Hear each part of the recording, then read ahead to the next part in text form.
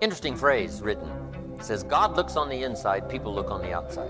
So you got to take care of both. The inside for God and the outside for people. What's the old phrase? You never have a second chance to make a first impression. So the outside appearance is also valuable as well as the inside vigor and vitality. Somebody says, well, people shouldn't judge you by your appearance. Let me give you a clue. They do. They do. You can't bypass that. Now, of course, when people get to know you, they'll judge you by more than just how you appear. But physical, outside, inside. Here's what's good advice. Make sure the outside is an excellent reflection of the inside. Take care of both. Next was your habits. But now smoking. You walk into an office and you say, you know, where's your ashtray? Where's your ashtrays? No ashtrays probably mean what? They don't smoke here. You say, hey, somebody say, hey, I'll smoke wherever I please. I'm saying that's okay. But if you knew what it was costing you, just to be careless on that, because I'm not talking about the merits of smoke, not smoke. I'm talking about being careful in the marketplace that you don't wipe out unduly chunks of your market that could serve you well and make you money and make you rich just by being careless with habits. Here's another one. I had to work on being late. For the people that are always late, you know, what do they care? You know, they're not there when you get there. So it doesn't matter. But if you truly want to make progress, not alienate, right, in the marketplace, here's what's acceptable to everybody. Being on time. Right? Not being on time is acceptable probably, you know, to a lot of people, but some, it's going to cost you. Now, the mind must be nourished. It's got to have good food. Food for thought. Bread for the head, we call it. Yes, you need a slice of toast in the morning, right, for your body, but you need a slice of cassette. A slice of cassette you put in the car system and listen. Let something feed your mind. Stand guard at the door of your mind. Don't just listen to anything and everything. Make sure that you're your own best filter of what goes into your mental factory and spins out the fabric of your life and future. Stand guard at the door of your mind. Spend time. Be a selective listener. But you got to have a good diet, a good mental diet. When you walk into a home and walk into the pantry of the, kitchen, take a look what's in there. This family's either going to be healthy or it isn't going to be healthy. And a lot depends on what's in the cupboard.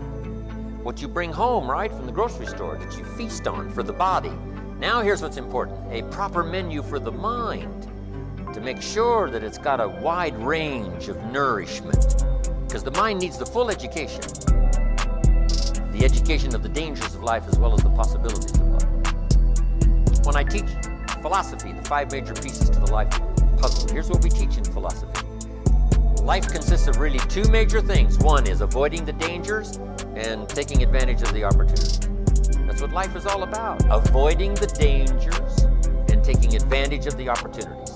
Now, by education, you've got to be able to see both, where somebody points out to you, these are the dangers, these are the possibilities. And if you keep refining your ability to see the dangers, to avoid as many as possible, and to see as many opportunities as possible, and to maximize those as you go and refine and go produce and refine, now, that starts to develop the foundation for what we call a good life, a productive life, a fulfilled life. And we need this mental input. 2 days is a little staggering in terms of sort of a crash program. And you couldn't do it every week, a couple of days every week. It would be too much. But a couple of days to just really concentrate for a while. Hopefully I send you away from here tomorrow a little mind-weary. Right? Of taking all these notes and trying to get it all and trying to think about it while you take notes. I know it's an intense session of a couple of days, but I'm telling you, it's going to be so valuable for me to express it and for you to get it. Because then you just load up your wagon full of stuff here. Mental wagon to take it home and sort it out and decide what's valuable to try today, some that you're going to think about a little bit later, but now at least you've got it. So that you'll have mental food to feast on long after the lights are out and we've left the premises. Now, we also need mental exercise. We talked about debate earlier. That's good mental exercise. Is it or isn't it? Here's what's important. To debate with yourself. To look at both sides of the issue. You must be a student of tragedy as well as triumph. You must be a student of ill as well as good. Ideas.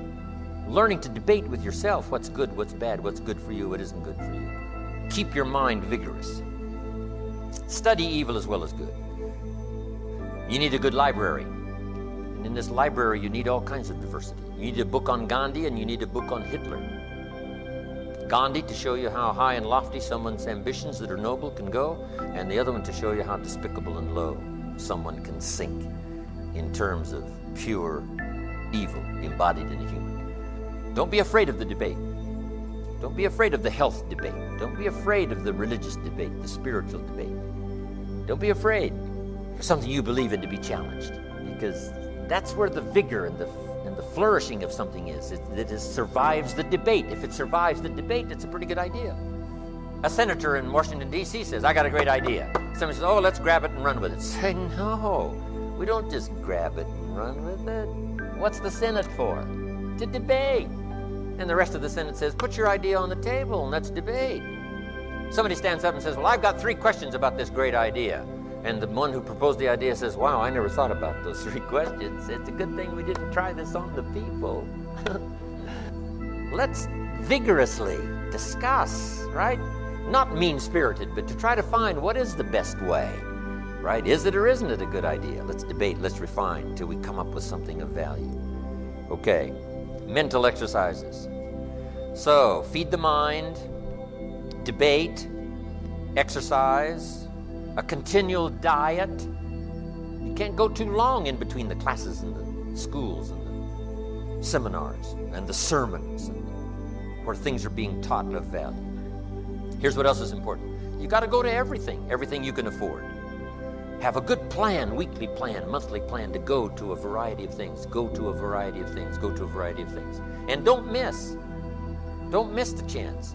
Even if you're involved in a certain company and they say, we're going to have a training class, you say, I've been to one of those. I'm asked, you got to go again, and you got to go again. You can't get it all the first time. Here's what the early Christians were taught. Don't neglect the assembly.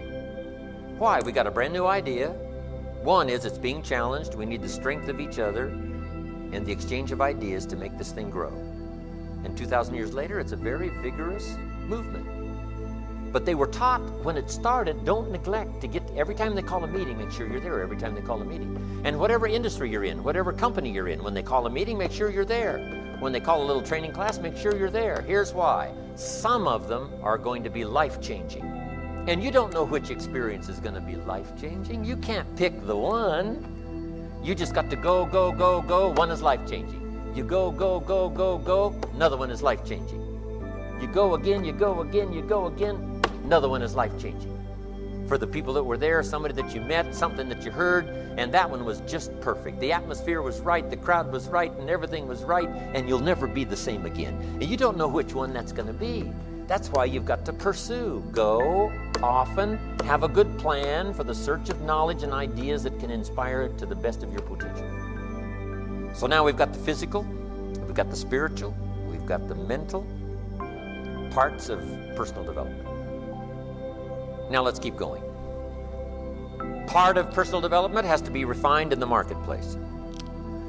Because we talk a lot about business in these 2 days because that's sort of my thing is business oriented. You go to one speaker and they're more spiritual oriented. Someone else is more health oriented.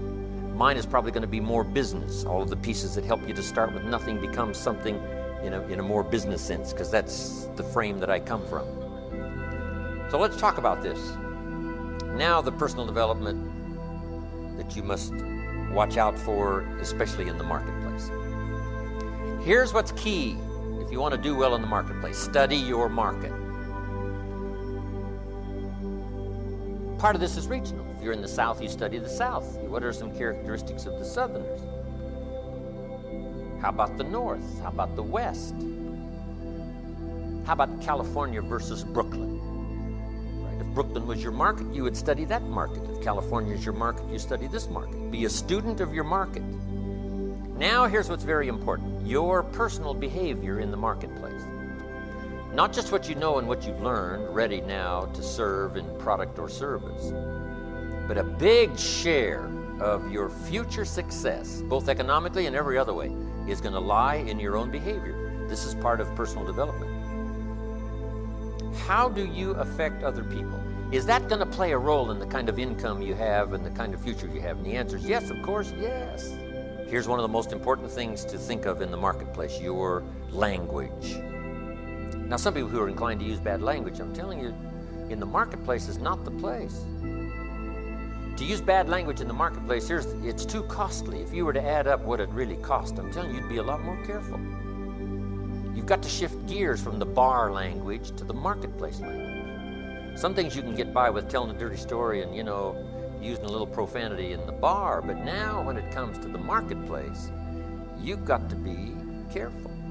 Here's why. You can isolate huge chunks of your audience that could give you sales, that could give you all kinds of benefits, that could really help your business to advance, but they're offended by the language.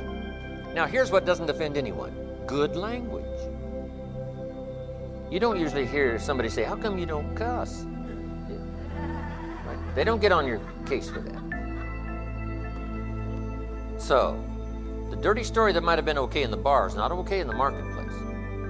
You got to be careful of your language. Here's why: too costly. Isolating maybe a big chunk of your language. Now, for a little circle that you belong to, it's okay. The language, the stories, all the stuff is okay. But not in the general marketplace. So you must study your marketplace and say, hey, one thing I must watch, and that's my language in the marketplace.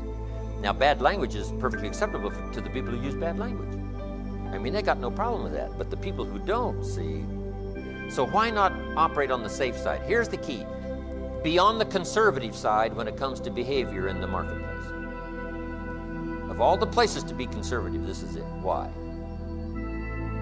You become offensive to almost no one. Now, you've even got to watch your language, and it's not a matter of profanity or dirty stories. You've got to watch. Here's a key phrase: beware of using inside lingo on the outside world. All the computer guys had to learn that, right? They got off in this spacey kind of language stuff, and they found out people that bought their computers didn't know how to run them simply because they couldn't understand the language. Now they had to say, well, we can use this language among ourselves, the computer lingo among ourselves, but we got to shift gears now in the marketplace and make this user-friendly in terms of language that people can understand. So, strange language in the inside circle of business and so on is okay, but you have to sort of shift gears now when you get out into the marketplace.